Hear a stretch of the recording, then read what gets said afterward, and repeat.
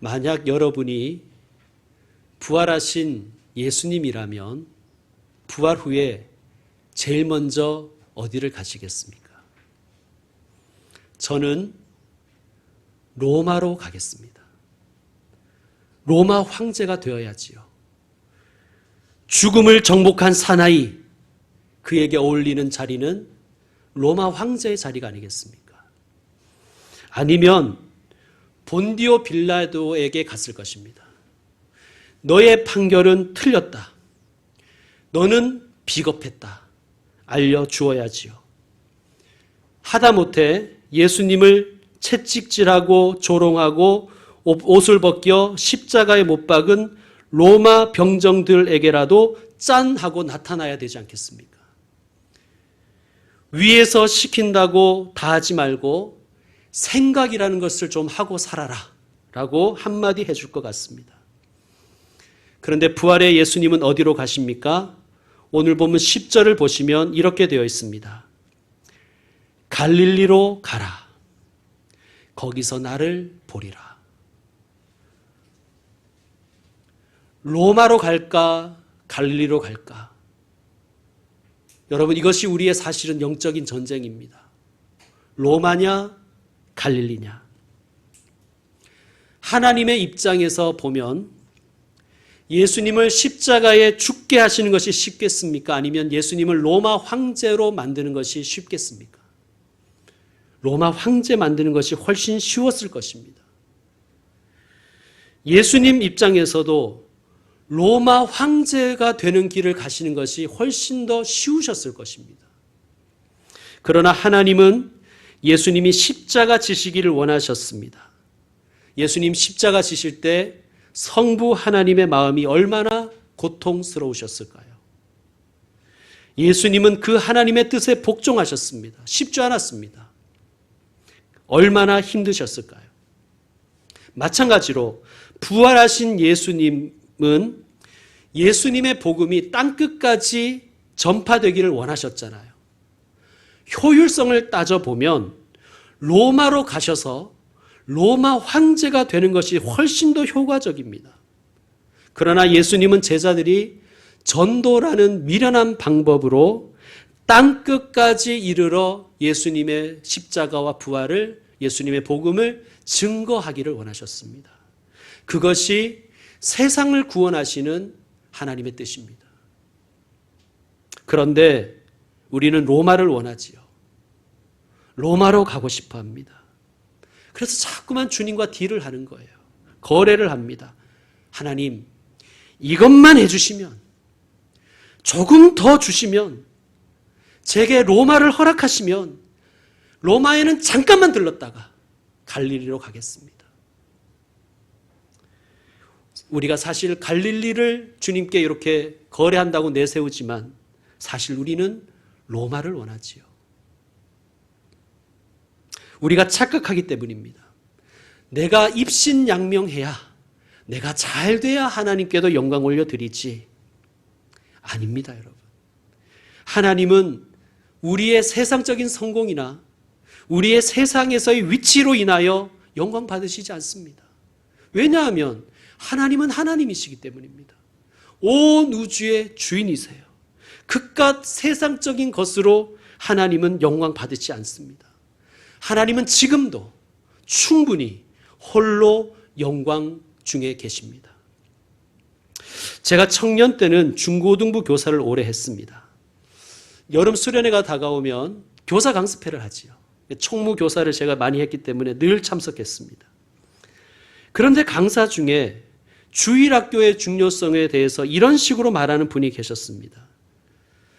여러분, 교사 여러분, 우리가 가르치는 아이들 중에서 대통령이 나올지, 의사가 나올지, 판검사가 나올지 어떻게 합니까? 여러분, 우리는 우리 아이들이 혹은 우리가 근사해져야, 혹은 근사해지면 하나님이 좋아하실 거라고 생각해요. 착각이죠. 사실은 우리가 로마로 가고 싶어서 하나님의 영광을 들먹거릴 뿐인 것입니다.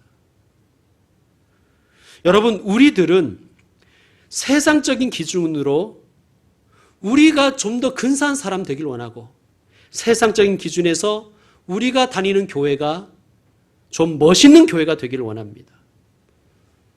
목사나 전도사는 좀 더 스마트해지고 깔끔하고 흠모할 만한 면이 많기를 소망하지요. 또 목사들은 교인들에게 그렇게 요구사항이 많습니다. 잔소리가 일단 많지 않습니까? 이거 해라 저거 해라. 고린도후서 12장에 보면 바울이 하나님께 자신에게 있는 사탄의 가시를 제거해 달라고 기도하는 장면이 나오지요. 이 사탄의 가시가 뭘까요? 성경 주석가들의 의견이 분분합니다. 이 사탄의 가시를 간질로 보는 이도 있습니다. 갈라디아서 4장에 보면 너희를 시험하는 것이 내 육체에 있다라는 구절이 나와요. 여기서 시험하는 여기에 해당하는 헬라어와 간질을 뜻하는 헬라어가 어원이 같습니다. 여러분 혹시 간질 환자 보신 적 있으세요? 요즘은 잘 못 보죠. 약이 좋아져서 그렇습니다. 제가 어릴 때만 해도 가끔 봤습니다. 잘 있다가 갑자기 발작을 일으키고 누워서 거품을 물고 덜덜 떱니다. 이런 병을 바울이 알았던 거예요. 여러분 한번 생각해 보세요. 설교 너무너무 좋아요. 기똥찹니다. 능력도 있어서 기도만 하면 귀신이 나가고 병자는 일어나고 기적이 발생합니다. 그런데 설교하다가 갑자기 확 뒤집어져가지고 발작 일으켜가지고 개거품 물고 들어누워 있으면 성도들이 은혜 받겠습니까? 그런데 바울에게 있는 이 사탄의 가시 때문에 그를 비방하는 이들도 있었지만 갈라디아 교회 교인들은 바울을 업신여기지 않고 버리지 않았으며 오히려 그를 예수님처럼 영접했다고 바울이 너무 고마워하는 거예요. 어떤 주석가들은 사탄의 가시가 안질이었다고 주장합니다. 눈의 병이죠. 그러니까 한번 생각해 보세요. 언제나 눈은 빨갛게 충혈되어 있고 진물 같은 것이 흐르고 눈곱이 덕지덕지 붙어있는 사역자. 교인들이 선호하겠습니까? 그런데 갈라디아서 4장에 보면 바울이 갈라디아 교인을 칭찬하면서 이렇게 말합니다. 너희가 할 수만 있었더라면 너희의 눈을 빼서 내게 주었을 것이다. 갈라디아 교인들의 배려와 사랑에 감사하고 있습니다. 여러분, 바울과 갈라디아 교회는 서로에 대한 존중과 배려와 감사가 있었습니다. 고마움이 있었어요. 여러분, 제 유일한 약점이 비염 아닙니까? 제가 최근 들어서 찬송가를 1, 2절 하고 간주 후에 마지막 절을 하는 이유는 제게 무슨 신학적인 어떤 결단이나 목회적인 철학이 있어서가 아닙니다. 비염 때문입니다. 코로나로 인해서 마스크까지 끼니 예배를 인도할 때 4절 이상 되는 찬송가는 숨이 차서 못 부르겠더라고요. 늙어서 그런 건 아니고요. 최근 들어서 새벽 기도 때도 제가 찬송을 하지 않습니다. 왜냐하면 이상하게 그 시간에 아침에 노래를 하면 콧물이 너무너무 흘러내리는 거예요. 감당을 못 하겠어요. 여러분, 저의 이런 약점, 저의 콧물과 이런 비염 때문에 여러분이 신앙생활 하는데 얼마나 손해를 많이 보고 계십니까? 그런데도 이런 누추한 저를 업신여기지 않고 버리지 않아 주신 것에 대해서 저는 감사합니다. 그래서 제가 별로 잔소리를 안 하잖아요, 여러분에게. 제가 고마운 마음을 잊지 않기 때문입니다. 그런데 다른 교회 얘기들을 들어보면 교인들은 목사에게 또 목사는 교인들에게 그렇게 요구사항이 많은 거예요. 바라는 게 너무 많아요. 설교 잘하는 것은 기본이고 외모도 훌륭해야 되는 거예요. 찬양도 잘해야 되고 나가서 전도도 잘해와야 되고 행정과 신방에도 빈틈이 없어야 됩니다. 카리스마가 있으되 온유하고 겸손하고 리더십이 있으되 섬김을 겸비해야 됩니다. 거기다가 박사학위도 있어야 되고 박사학위만 있으면 안 되고 운전도 기똥차게 해야 되는 거예요. 심지어 컴퓨터도 능숙해야 되고 요즘에는 코로나로 인해서 영상 편집도 잘해야 되는 거예요. 어디 그뿐입니까? 사모는 말없이 봉사해야 되고 말없이 봉사하되 찬송과 반주는 기본인 거예요. 심지어 어떤 교회는 목사에게 방언도 시켜보는 교회가 있다는 거예요. 여러분, 그런데 목사에게 그렇게 많은 것을 원하는 교회를 가만히 들여다보면요, 그 교회와 그 성도들은 별로 훌륭하지가 않아요. 죄송합니다, 이런 표현을 써서. 자기들은 하나도 안 훌륭하면서 목사 보고만 훌륭하라는 거예요. 반대로 교인들에게 많은 것을 요구하는 목사를 보면 그 분은 별로 그렇게 훌륭하지가 않아요. 자기는 안 훌륭하면서 교인들 보고는 맨날 훌륭하라 그러는 거예요. 여러분, 저의 부족함을 용납해 주셔서 감사합니다. 저의 누추함을 아껴주셔서 감사합니다. 그리고 일단 저는 이 이상 훌륭해지기가 어렵습니다. 여러분, 오늘 여러분이 본 이 모습이 제 인생에서 최고의 상태입니다. 제게서 더 이상 로마를 기대하신다면 실망만 않으실 것입니다. 여러분, 참 어려운 시대이지요. 목사는 성도에게, 성도는 목사에게 너무 많은 것을 요구할 뿐 서로에 대한 감사가 없습니다. 왜 그럴까요? 대부분의 교회들이 로마로 갈 비전만 가지고 있기 때문입니다. 교회의 규모나 숫자, 이런 것들 세상적인 가치로 평가되기를 바랍니다. 그래서 괜찮은 교회에 다니고 괜찮은 교회의 목사인 것이 증명되기를 바라는 것이죠. 저 또한 예외가 아니고 아마 우리들 또한 예외가 아닐 것입니다. 여러분, 교회가 물론 외형적으로 더 멋있어지고 사람들이 보기에 더 근사해지면 전도도 잘 되겠지요. 그러면 사람도 늘고, 그럼 자연스럽게 헌금도 많아지고, 그러면 성교에도 도움이 분명히 될 것입니다. 틀림없습니다. 틀린 말은 아니죠. 우리가 그걸 보고 있습니다. 문제는 우리가 좋아하는 것을 하나님도 좋아한다고 우리가 착각하는 것입니다.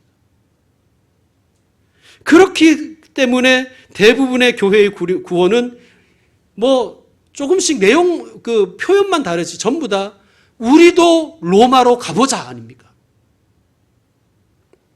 그런데 부활의 예수님은 제자들에게 그리고 우리들에게 말씀하십니다.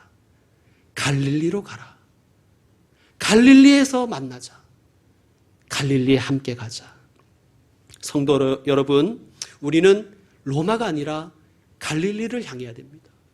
여러분, 갈릴리로 간다는 것은 어떤 의미일까요? 갈릴리는 어떤 곳이에요? 갈릴리는 예수님께서 제자들을 불러 제자들과 함께 예수 공동체를 시작하신 곳이잖아요.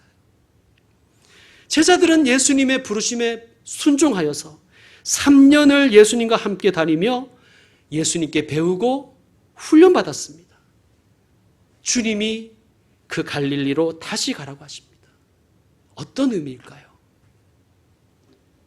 초심으로 돌아가라는 뜻입니다. 너의 처음 마음으로, 너의 처음 사랑을 회복하라는 뜻입니다.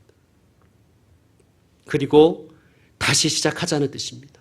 여러분, 부활하신 예수님께서 오늘도 우리에게 말씀하십니다. 다시 시작하자. 갈릴리로 가자. 저는 4월 19일에 목사 안수를 받았습니다. 벌써 15년이 되었습니다. 매년 목사 안수 받은 그날이 돌아오면 저는 처음 마음으로, 처음 사랑으로 돌아가기를 기도합니다. 처음 마음, 처음 사랑으로 돌아간다는 것은 단순히 그냥 그때의 상태로 돌아가자는 것이 아니죠. 여러분, 34살에 제가 목사 안수를 받았는데 만으로하면 32살이죠. 여러분, 얼마나 미숙한 것이 많겠습니까? 그 미숙함으로 돌아가자는 뜻이 아니겠죠. 돌아가겠다는 뜻이 아니겠죠. 다만 제가 돌아가고 싶은 것은 하나님 나라를 향해서 품었던 열정, 교회를 사랑하는 그 사랑으로 회복하기를 원한다는 그런 기도일 것입니다. 그러므로 만약 예수님이 제게 아들아 2007년 4월 19일로 돌아가라 라고 하신다면 그것은 그 미숙했던 상태가 아니라 하나님의 나라를 향한 열정을 회복하라고, 교회 사랑을 회복하라는 의미일 것입니다. 성숙한 인격과 태도로 교회를 사랑하라는 뜻일 것입니다. 성도 여러분, 저를 위해 기도해 주시길 바랍니다. 갈릴리로 돌아간다는 것은 제자 되기로 결단했을 때 그 처음 마음, 그 처음 사랑을 회복하라는 뜻입니다. 예수님의 부활을 경험한 사람으로서 예수님의 가르침과 삶을 다시 한번 부활의 관점으로 보라는 것이겠죠. 그리고 더 성숙한 생각과 태도로 다시 출발하라는 의미일 것입니다. 사랑하는 성도 여러분, 다시 시작하십시오. 믿음 생활 회복하십시오. 다시 예배자가 되십시오. 오늘 2022년의 부활주의를 계기로 여러분 다시 예배자로, 다시 제자로, 다시 헌신된 하나님의 사람으로 새 출발하기를 축원드립니다. 갈릴리로 가라는 것은 또 어떤 의미일까요? 여러분, 갈릴리는요, 예루살렘 그 중앙에서 가장 멀리 떨어진 이스라엘의 최변두리입니다. 갈릴리 사람들은 갈릴리 출신이라는 이유만으로 무시와 차별을 당해야만 했습니다. 나사렛에서 무슨 선한 것이 나겠냐? 갈릴리에서 무슨 선한 것이 날까? 또한 갈릴리는 땅이 비옥하여 농사가 잘 되었다고 합니다. 거기다가 갈릴리 호수는 물반 고기반이라는 별명이 붙을 정도로 어획량이 풍부합니다. 그런데 이 풍족한 갈릴리에서 서민들은 가난에 찌들어 굶었습니다. 왜 그랬을까요? 좋은 땅이기 때문에 이스라엘을 지배하는 민족마다 갈릴리를 수탈했기 때문입니다. 예수님 당시 이스라엘은 로마의 식민지였죠.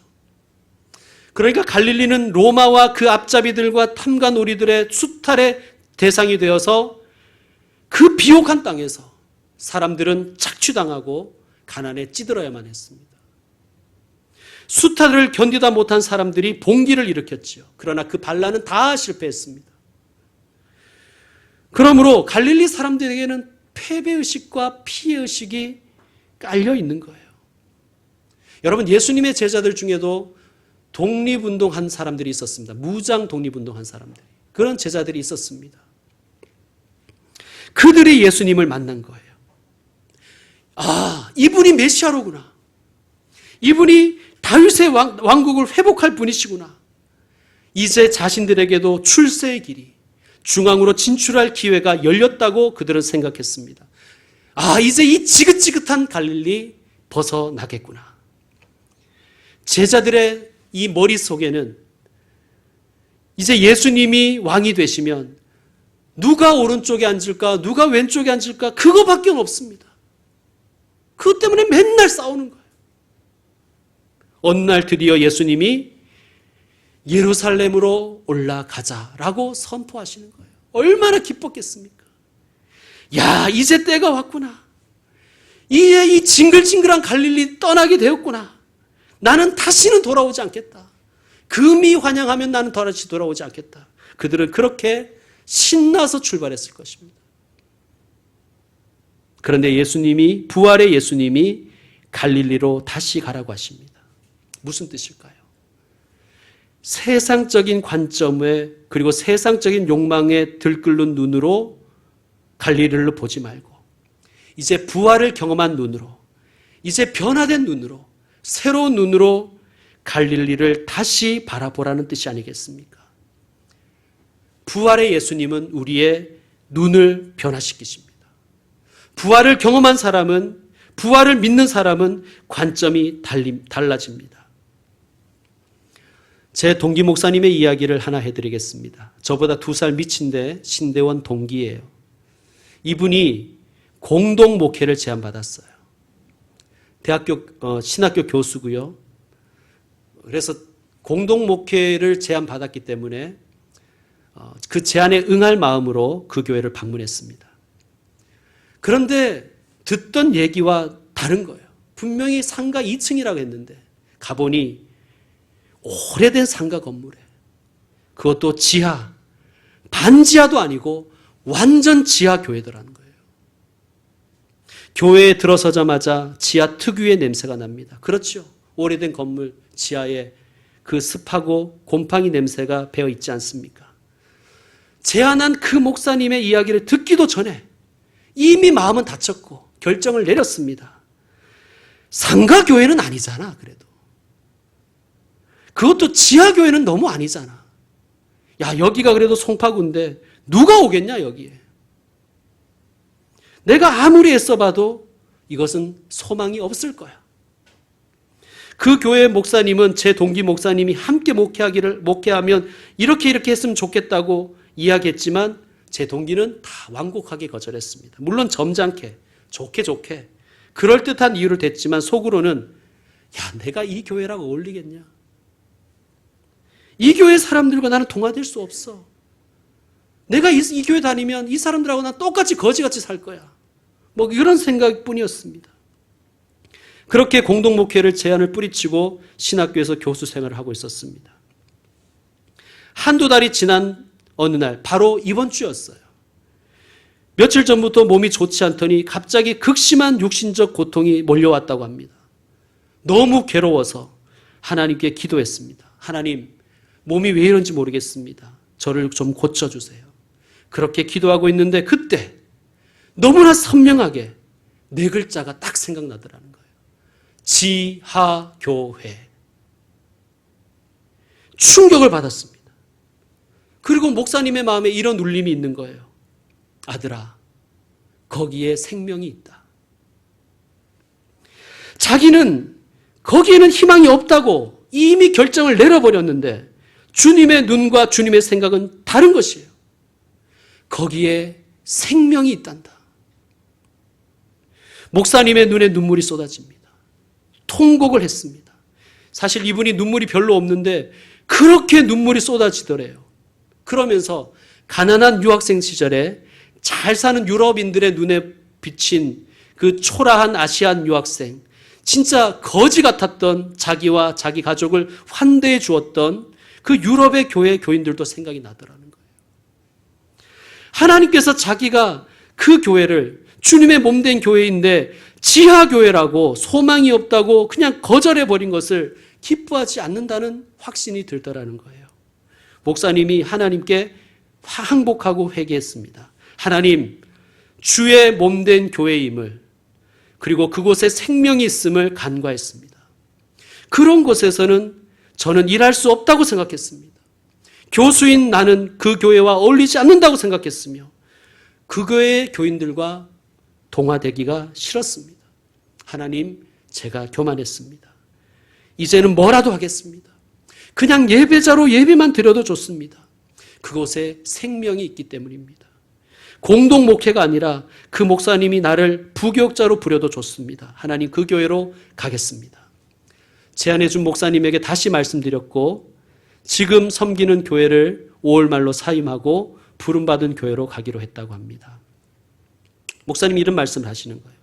자기가 무엇이나 된 것처럼 뭐 대단한 비전을 품고 그 교회에 가는 것이 아니라 향유 옥합처럼 깨어져서 향기만으로도 주님을 섬기겠다는 마음으로 가겠다는 거예요. 성도 여러분, 주님은 우리와 다른 눈으로 우리를 보고 계세요. 우리와 다른 눈으로 내 가정을 보고 계세요. 우리와 다른 눈으로 우리 교회를 보고 계십니다. 부활의 주님께서 우리의 눈도 예수님의 눈처럼 바꾸어 주시기를 소망합니다. 여러분, 눈이 바뀌면 생각이 달라집니다. 관점이 바뀌면 계획도 바뀝니다. 여러분, 세상적인 눈으로 보면 갈릴리는 소망이 없지요. 그러나 주님의 눈으로 보면 거기에 생명이 있습니다. 여러분, 부족하고 약한 교회라도 하나님께서 눈을 바꾸어 주시면 그곳에 생명이 있음을 보실 것입니다. 저와 여러분의 눈도 바뀌기를 소망합니다. 갈릴리로 가라. 거기서 나를 보리라. 주님이 약속하셨습니다. 이제 말씀 마무리하겠습니다. 성도 여러분, 로마가 아니라 갈릴리입니다. 여러분의 눈이, 저와 여러분의 눈이 갈릴리를 향해 있어야 됩니다. 갈릴리 어떤 곳입니까? 우리의 처음 마음이 시작된 곳입니다. 우리의 첫사랑이 시작된 곳입니다. 성도 여러분, 처음 마음, 초심, 첫사랑, 처음 사랑 회복하십시오. 다시 예배자로 서시고 다시 제자로 살며 다시 헌신된 주의 종으로 자신을 드리십시오. 갈릴리 어떤 곳입니까? 우리가 외면하고 싶어하는 상황이나 사람입니다. 혹은 우리가 잊고 싶은 과거나 실패와 좌절의 자리입니다. 부활의 주님을 가슴에 품고 다시 갈릴리로 가십시오. 부활은 우리의 눈을 변화시키고 우리의 생각을 뒤집어 놓습니다. 부활을 믿는 자가 보는 세상은 달라질 것입니다. 부활의 주님을 마음에 품으면 우리의 생각이 바뀔 것입니다. 여러분, 절망스러운 상황에서 꽃처럼 피어나시는 부활의 주님을 새롭게 만나십시오. 그리스도인은 죽음의 강을 건너 부활의 땅으로 나아가는 사람일 것입니다.